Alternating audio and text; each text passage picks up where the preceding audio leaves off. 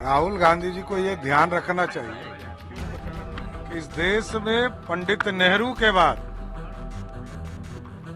जितनी भी कांग्रेस की सरकारें बनी वो सिंपैथी पे सरकार बनी। श्रीमती इंदिरा गांधी जी की हत्या हुई तब उनके पिताजी को थंपिंग मेजॉरिटी। नरेंद्र मोदी जी विकास विकास और विकास, देश के संविधान को उचित ढंग से काम करने वाले ये पहले प्रधानमंत्री मिले। पार्टी कहाँ कमजोर थी, कहाँ मजबूत थी।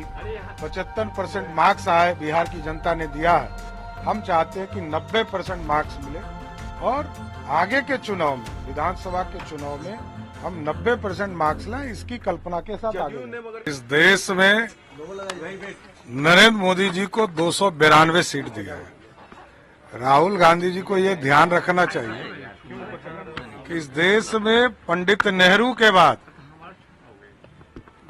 जितनी भी कांग्रेस की सरकारें बनी वो सिंपैथी पे सरकार बनी। श्रीमती इंदिरा गांधी जी की हत्या हुई तब उनके पिताजी को थंपिंग मेजॉरिटी आया।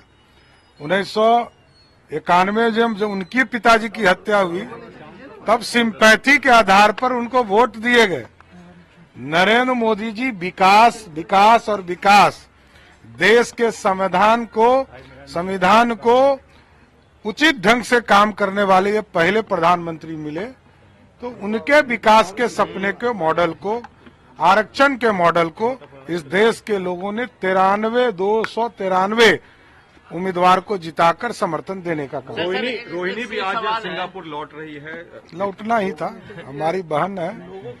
भगवान करे, हम तो कहे हैं कि छपरा के लोगों के बीच में काम करना चाहिए रोहिणी को। सर, एक सवाल है, फारूक अब्दुल्ला कहते हैं कि हमारे जो पड़ोसी हैं।